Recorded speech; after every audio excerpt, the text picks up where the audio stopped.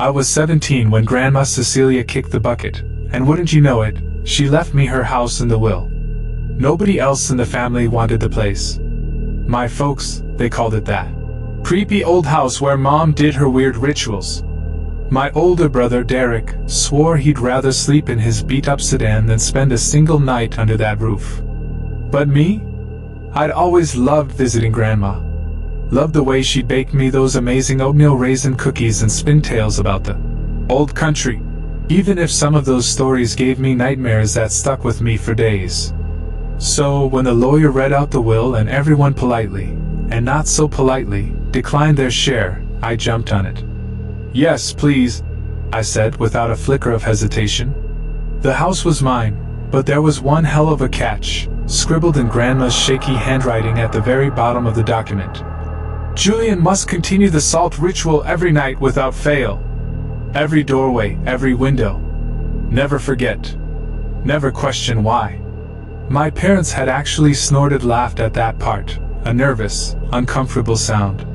My mom muttered something about dementia, saying Grandma had just gotten paranoid and superstitious in her final years. But I remembered the ritual vividly from every single visit. Like clockwork, at precisely 9 p.m., Grandma would grab her chipped ceramic bowl, filled with coarse, white salt, and begin her slow tour of the house. She'd sprinkle a thin, unbroken line across every threshold, every windowsill, all the while muttering words in a language I didn't recognize.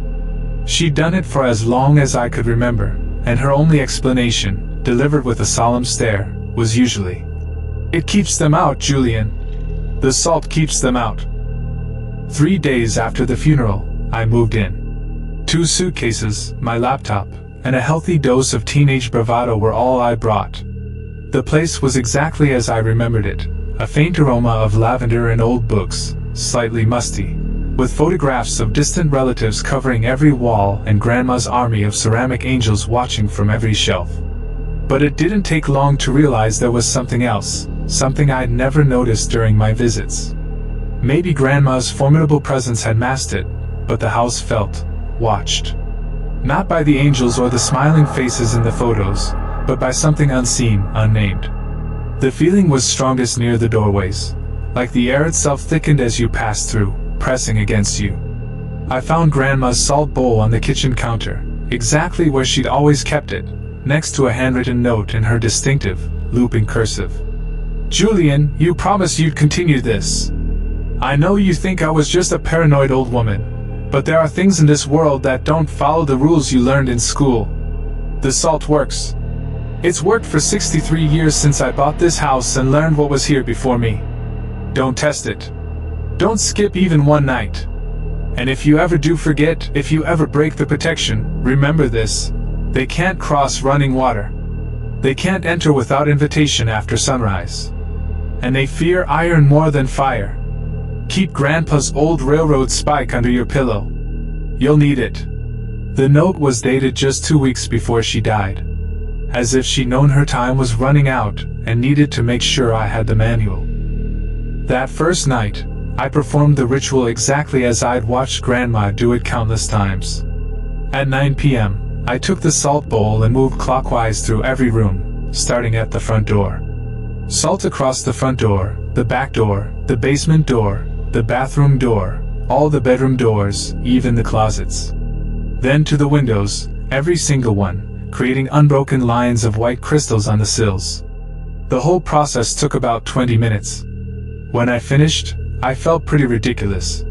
Here I was, a high school senior taking AP Physics, planning to study engineering, meticulously carrying out what amounted to a medieval superstition because a note from my dead grandmother told me to. But I'd promised. And something about the house after the salt was laid, something about that oppressive, watched, feeling diminishing, even just slightly, made me want to keep that promise. The first week went smoothly. I established a routine, school during the day, homework in the evening, and the salt ritual at 9 p.m. sharp. My friends thought it was weird when I bailed on late-night hangouts, but I cooked up excuses about early mornings and my new, strict house rules. No one pressed too hard. Everyone knew my family was a little eccentric, and inheriting a haunted house at 17 definitely qualified. It was on the 8th night that I first heard them. I just finished the ritual and was settling into bed with my physics textbook when a faint scratching started at the front door. Not loud or aggressive, just a soft, persistent scrape, like someone dragging long fingernails across rough wood. I froze, listening intently, telling myself it was just a branch from the old oak tree outside. But the scratching continued for almost 10 minutes, slowly moving from the bottom of the door to the top, then back down. When it finally stopped, I heard breathing on the other side. Not human breathing, but something slower, deeper, with a wet, rattling quality that made my skin crawl.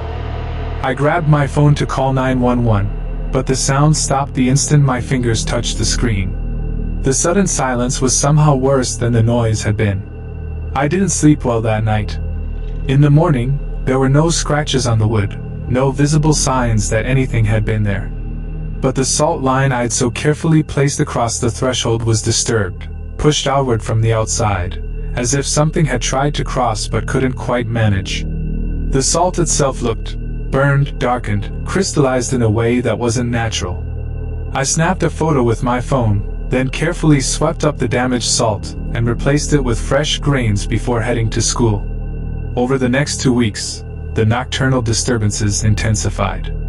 Every night after the ritual, I'd hear them moving around the house's exterior, sometimes scratching at doors or windows, sometimes just walking in slow circles around the building. I could track their movement by the sound of footsteps on the gravel driveway, except the footsteps didn't sound quite right. They were too heavy, too deliberate, and sometimes there seemed to be more than 2 feet making the sounds. On the 14th night, I finally worked up the courage to peek through a window when I heard something pressing against the glass. What I saw made me stumble backward, nearly dropping Grandpa's old iron railroad spike that I'd started carrying everywhere after dark. There was a face at the window, but calling it a face felt generous. It had the basic structure of human features, eyes, nose, mouth, but everything was subtly wrong. The proportions were off, the eyes too large and set too far apart, the mouth too wide and filled with far too many teeth.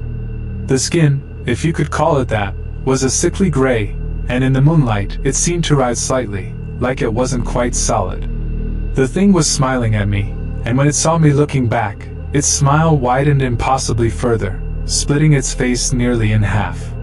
Then it pressed one hand against the glass, and I saw that it had too many fingers, long and spider-like, each one ending in a black nail that scratched against the window with that same dreadful sound I'd been hearing every night.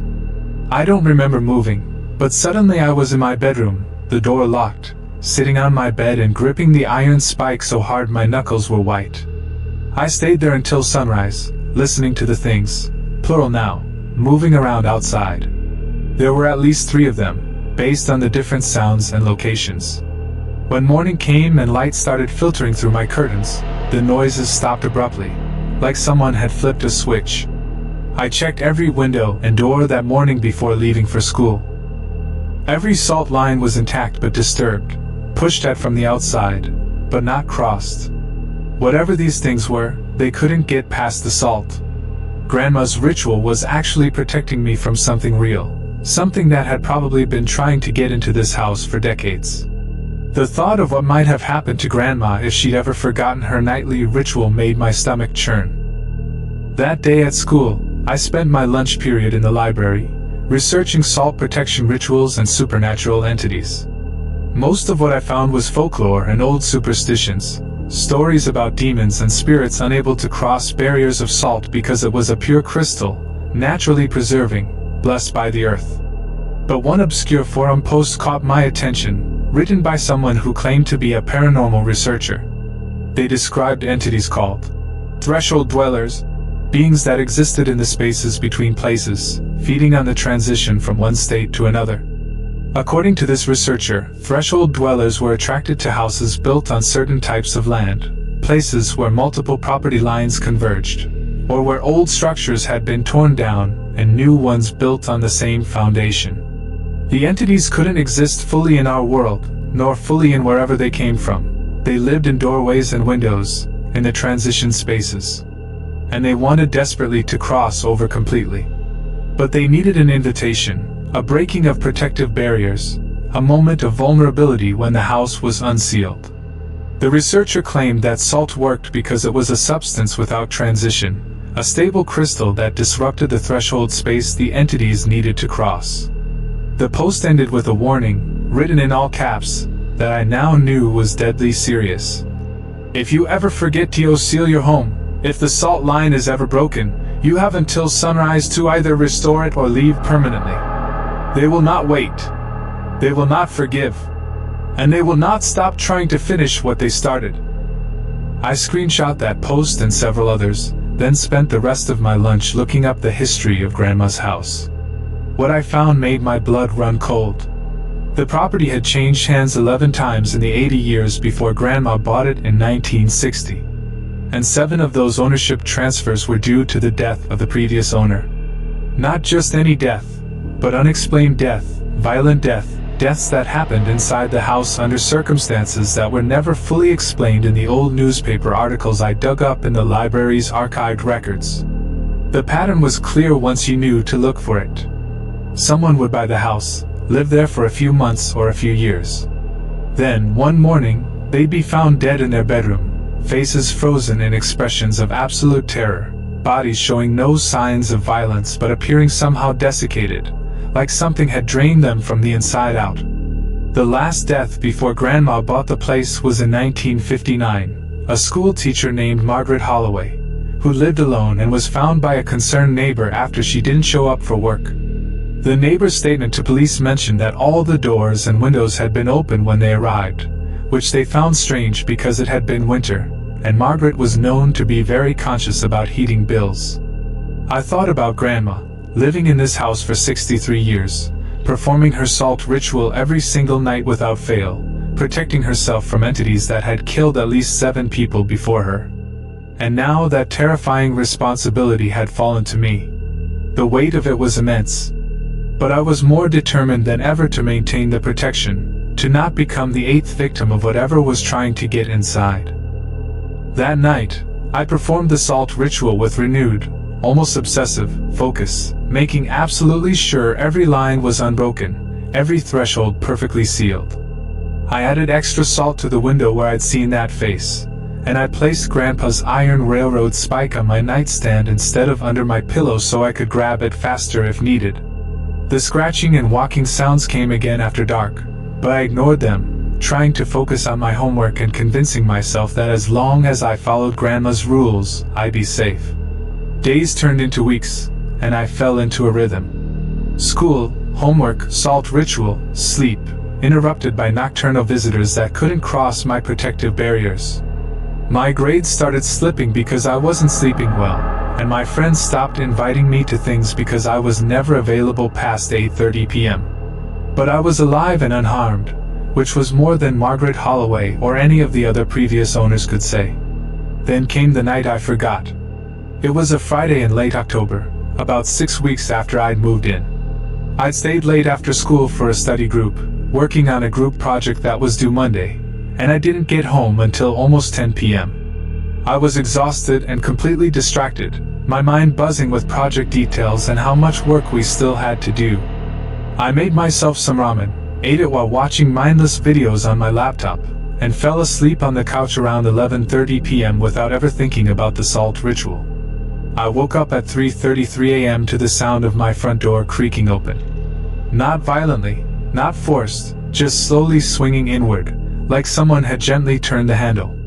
I bolted upright on the couch, my heart already hammering against my ribs. And in that terrifying moment of confusion between sleep and waking, I realized with absolute horror what I'd done. I'd forgotten the salt. The doorways were unsealed. The windows were unprotected. And something was coming inside. I could hear it moving through the front hallway. That same heavy, deliberate 2-footstep pattern I'd heard outside so many nights.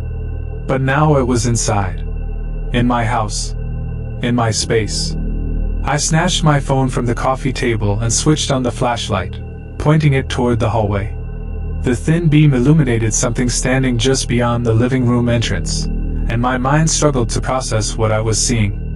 It was roughly human-shaped, but wrong in every proportion. Too tall, maybe 7 feet, with limbs that were unnaturally long and seemed to have too many joints. The head was the worst part, though. That same face I'd seen at the window, but worse somehow, more detailed, more horribly present up close. Its skin wasn't gray in the direct light, but a sickly translucent color that let me see the indistinct shapes of things moving underneath, things that weren't organs or bones, but something else entirely. When my flashlight hit it, the thing didn't recoil or shield its 2 large, black eyes. Instead, it smiled that impossibly wide smile and took a step closer. I remembered Grandma's note suddenly, the emergency instructions she'd left for exactly this situation. They can't cross running water. The bathroom was just down the hall behind me, and the house had old plumbing that made a hell of a racket when you turned on the faucets. I ran, not looking back, hearing that thing's footsteps accelerating behind me with a dry, clicking sound, like claws on hardwood. I slammed into the bathroom and immediately turned on both the sink and the bathtub, water rushing from both faucets with a groan of old pipes. The thing appeared in the doorway behind me, reaching one of its 2 long arms toward me. But when its spider-like fingers got close to where the water from the sink was splashing onto the floor and running toward the door, it jerked back like it had been burned. The arm retreated, and the thing stood there in the doorway, swaying slightly, that horrible smile never changing. It couldn't enter. The running water was creating a barrier it couldn't cross. I pressed myself against the far wall of the bathroom, next to the tub that was rapidly filling, and stared at the creature now trapped just outside the door. We stayed like that for what felt like hours, but was probably only 10 or 15 minutes. The thing didn't leave. It just stood there, watching me with those 2 large eyes, occasionally reaching toward the water barrier and pulling back when it got too close. I could hear other sounds now, more footsteps in other parts of the house. There were multiple entities inside, and they were searching. I pulled out my phone with shaking hands, thinking about calling someone, anyone. But who would believe me? Who would come help fight monsters that shouldn't exist? Instead, I did something that probably saved my life. I started frantically Googling emergency salt rituals and banishment procedures on supernatural forums, looking for anything that might help me reclaim my house before sunrise. One post, from the same researcher I'd found before, detailed a procedure that seemed possible. If you forgot to seal your home and entities got inside, you could still force them out by creating a salt circle around yourself and using iron to mark symbols of banishment, while speaking words in what the post called the old language, the tongue spoken before tongues existed.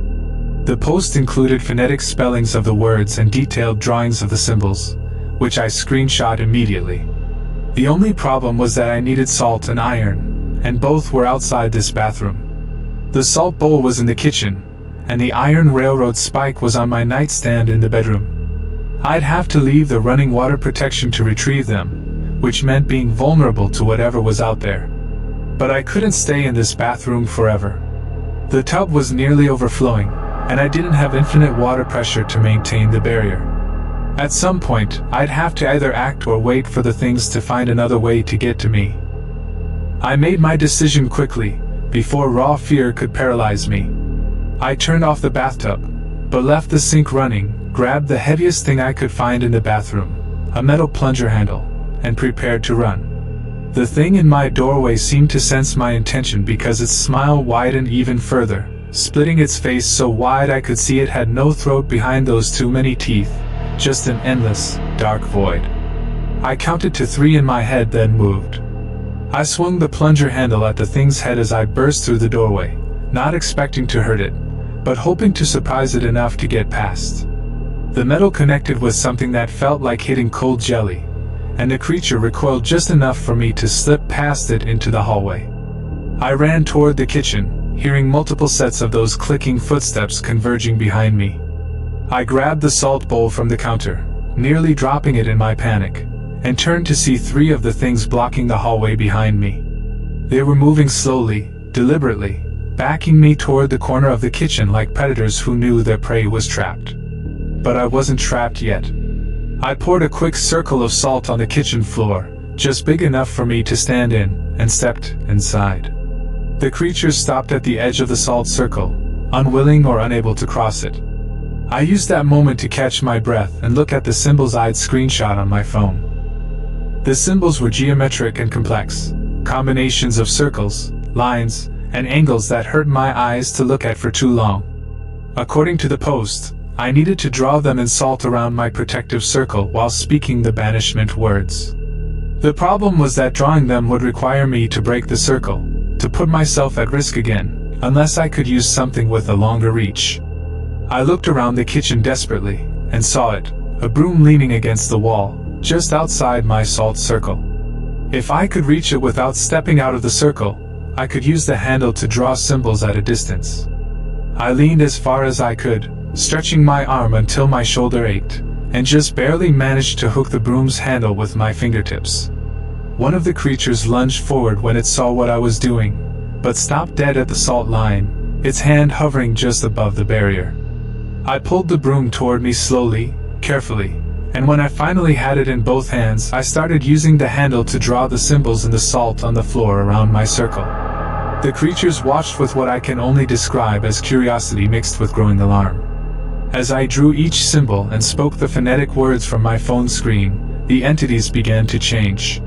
Their forms became less solid, more translucent, like they were being pulled back toward whatever space they'd come from. The words tasted strange in my mouth, making my tongue feel thick and my teeth ache.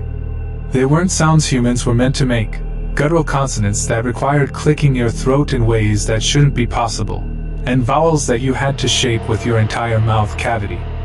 But I kept speaking them, kept drawing the symbols, and the things kept fading. The one that had been at my bathroom door was the last to go, and as it disappeared I could swear it spoke to me. Not out loud, but directly into my mind, in a voice that sounded like wind sighing through empty spaces. We were invited and by your forgetting. We will be invited again. You will forget again. They always do. Then it was gone. All three of them vanished like they'd never been there at all. But the house felt different now. Violated in a way that had nothing to do with broken locks or forced entry. Something had crossed my threshold and touched my space, and I knew that feeling would never fully leave.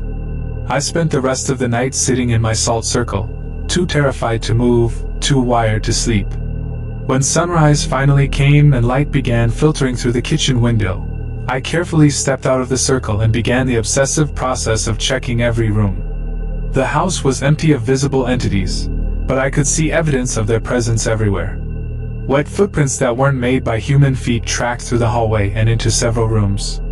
Deep scratches in the walls and floors that definitely hadn't been there before, made by something with claws or very long nails. And most disturbing, all the photographs on the walls now showed faint, shadowy figures standing in the backgrounds that I didn't remember being there when the photos were taken, barely visible in the corners of images, watching the smiling people in the foreground with those two large, black eyes. I spent all of Saturday performing an intensive version of Grandma's salt ritual. Not just sprinkling lines across thresholds, but pouring thick, visible barriers that would take deliberate effort to cross. I salted every doorway, every window, and even the vents and air ducts. I went to 3 different stores and bought 50 pounds of salt total, using almost all of it to seal the house as thoroughly as humanly possible. Then I went through the basement, which I'd been avoiding since moving in, looking for anything that might help me understand what I was dealing with. That's where I found Grandma's journals. They were stored in an old, dusty trunk underneath boxes of faded Christmas decorations, 40 years worth of leather-bound notebooks documenting her experiences with the threshold dwellers. Each entry was dated and detailed, recording everything from minor disturbances to full manifestation attempts. I spent the rest of Saturday and all of Sunday reading them, learning the brutal history of this house and the entities that had claimed it long before any human structure was built here. According to Grandma's earliest entries from 1960, the land this house stood on had once been part of a much larger property owned by a man named Silas Murdoch in the 1880s. Murdoch had been obsessed with spiritualism and the occult, and he'd conducted rituals and experiments trying to communicate with what he called the spaces between spaces. He'd succeeded too well, opening doorways that shouldn't have been opened and inviting things through that couldn't be easily sent back. When Murdoch disappeared in 1889, his property was divided and sold off, but the doorways he'd opened remained. They stayed dormant most of the time, but every few decades they'd activate again, and the threshold dwellers would try to cross over fully, drawn by the original invitation Murdoch had extended. Grandma had bought the house, not knowing its history, but she'd experienced her first terrifying encounter within a week of moving in. She'd nearly packed up and left, but an elderly neighbor who'd lived in the area for 60 years, a woman named Dorothy, had explained about the salt protection and the entities. Dorothy had given Grandma the ritual and warned her to never miss a single night. Dorothy died in 1962, but Grandma had continued the protection faithfully for 63 years, keeping detailed records of every disturbance and learning as much as she could about the entities. One entry from 1983 particularly disturbed me. Grandma wrote about a night when she'd been sick with the flu, running a high fever that made her confused and disoriented. She'd gone to bed without performing the salt ritual, and the entities had come inside, just like they'd done to me. But Grandma had been too sick to fight them off properly. She wrote, "They touched me before I could complete the banishment. One of them put its hand on my shoulder, and I felt something cold seep into my bones. Since that night, I dream their dreams. I see what they see. I know things I shouldn't know about the spaces between places, about the hunger that drives them to cross over, about what they want from us. They feed on transition, on the moment of change from one state to another. They want to catch humans in that moment between sleeping and waking, between living and dying, and drain the energy of that transformation. That's why they target doorways and windows, thresholds. That's where transformation happens." The entry continued. "I managed to banish them before they could drain me completely. But I'm marked now. Part of me will always be connected to them. I can feel when they're watching, feel when they're hungry. The salt protection still works, but I have to be even more careful now. If I forget again, if I give them another chance, they won't just drain me. They'll take me back to their space. Trap me in permanent transition. Neither alive nor dead. Neither here nor there. I've seen what happened to others they've taken. Seen them in my dreams. Frozen in doorways that exist between dimensions. Aware but unable to move or scream or die. I will not let that happen to me." Reading that made me truly understand why Grandma had been so insistent about the ritual. Why she'd made it a condition of inheriting the house. She wasn't just paranoid or superstitious. She was protecting me from something real and terrible, something she'd spent 63 years fighting. And I'd nearly undone all her work by forgetting one night. I couldn't let that happen again. I set up redundancies, alarms on my phone to remind me about the salt ritual, notes posted in every room, a backup bowl of salt hidden in my bedroom in case something happened to the main supply. I started sleeping with Grandpa's iron railroad spike under my pillow again, and I kept a flashlight and my phone fully charged on my nightstand at all times. The entities came back that night, testing my newly reinforced salt barriers. I could hear them outside, moving around the house in greater numbers than before. It sounded like dozens of them now, clicking and scraping, and sometimes whispering in that strange, ancient language I'd spoken during the banishment. They stayed outside though, unable to cross the salt lines. Eventually, they left before sunrise. This became the new pattern. Every night, they'd come and test the barriers. Every morning, they'd leave without getting inside. I continued reading Grandma's journals, learning more about the threshold dwellers and their nature. They weren't demons or ghosts or any traditional supernatural category. They were something else entirely, entities that had evolved or been created in the spaces between dimensions, beings that fed on transformation and change. They couldn't die because they'd never been fully alive. They couldn't be destroyed because they existed partially outside our reality. The best you could do was keep them from crossing over completely, maintain the barriers, and never give them the opening they needed. One journal entry from 2015, just a few years before Grandma died, contained information that changed my understanding of everything. I've been researching the other properties on Murdoch's original land. There are 6 houses total built on the locations where he performed his rituals. Mine is one, but there are 5 others scattered around the neighborhood. I've tried to contact the owners to warn them, but most think I'm crazy. 2 houses have protective rituals in place. I can sense it. But 3 have nothing. I can only protect my own house. I can't force others to believe in dangers they can't see.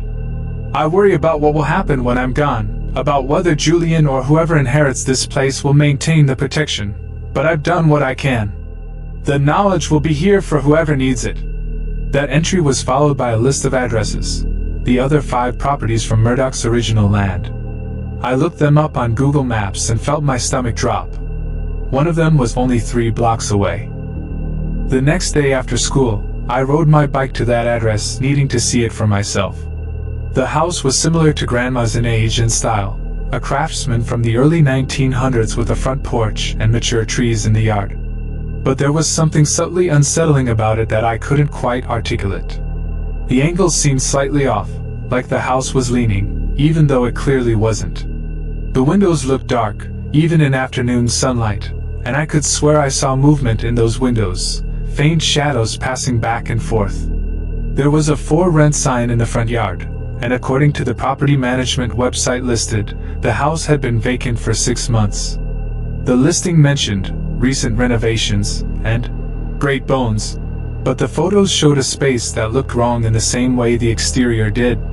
I thought about the pattern Grandma had documented: houses changing owners frequently, unexplained deaths, people driven out by things they couldn't name or understand, and I realized this vacant house probably had no salt protection at all. The entities there were free to roam, waiting for new, unsuspecting victims to move in. I took photos of the house and added them to a folder on my phone where I was documenting everything. I'd started a blog too, anonymous, where I was posting about my experiences and Grandma's research. I figured if something happened to me, if the entities eventually succeeded in their efforts to get inside, at least there'd be a record. At least someone else might learn from my mistakes. Winter came, and with it, longer nights and more aggressive activity from the threshold dwellers. They no longer limited their attempts to after dark. On overcast days, when the sun was hidden by thick clouds, I'd sometimes see shadows moving past the windows, testing the barriers. Even in daylight, the scratching sounds became more insistent, and I started finding strange symbols drawn in the frost on my windows, symbols that matched the ones I'd used for banishment, but reversed. Inverted. According to more research on those paranormal forums, inverted protection symbols were actually invitation symbols, ways of weakening barriers and drawing entities closer. Something was trying to counter my protection, possibly the entities themselves, learning and adapting. I spent a weekend making iron crosses from old railroad nails I bought at an antique store. Following instructions from one of Grandma's journals, I placed these crosses above every doorway and window, adding an extra layer of protection beyond the salt. The iron hurt the entities more than the salt did. According to Grandma's notes, salt prevented crossing, but iron caused actual pain or damage. The night after I installed the iron crosses, the entity's nightly visit was noticeably shorter and less aggressive. They stayed back from the house, maintaining more distance than before, and I actually got a full night's sleep for the first time in weeks. But the reprieve didn't last. Within a few days, they'd adapted again, finding new ways to press at my defenses without touching the iron directly. I'd wake up to find objects in my house moved, things from one room appearing in another, even though all my doors and windows remained sealed. At first, I thought I was going crazy, misremembering where I'd left things. But then, I set up my phone to record video overnight, and the footage confirmed my fears. Objects were moving on their own, sliding across floors and shelves, not being carried by anything visible, but clearly being manipulated by something. The entities were finding ways to affect my space without physically crossing the threshold, reaching through somehow and exerting force from their side of the barrier. I consulted the forums again and learned about threshold bleeding, a phenomenon where the barrier between dimensions became thin enough that entities could exert limited influence without fully crossing. The solution, the posts claimed, was to reinforce not just the physical thresholds, but the conceptual ones, using symbols and rituals that strengthened the boundary itself. I spent an entire weekend performing a house blessing ritual I found in one of Grandma's later journals. Burning sage in every room, speaking words of binding and protection, visualizing walls of light surrounding the property. It felt ridiculous doing it, my rational, engineering-focused brain rebelling against what seemed like pure superstition. But I couldn't deny the results. After the blessing, the object movement stopped. The entity's nightly visits became less frequent and less aggressive, and I started sleeping better. The watched feeling that had been a constant, oppressive sensation since moving in finally diminished to a background awareness instead of a pressing dread. I made it through that winter and into spring without any major incidents. The salt ritual became as automatic as brushing my teeth, something I did without consciously thinking about it. I graduated high school and made the decision to attend the local community college instead of going away to university. I couldn't leave the house unprotected, couldn't let it sit empty and vulnerable. Grandma had protected this threshold for 63 years. Now, it was my responsibility to continue that protection for however long I lived here. Some might call that being trapped, stuck maintaining a ritual against monsters that most people didn't even believe existed.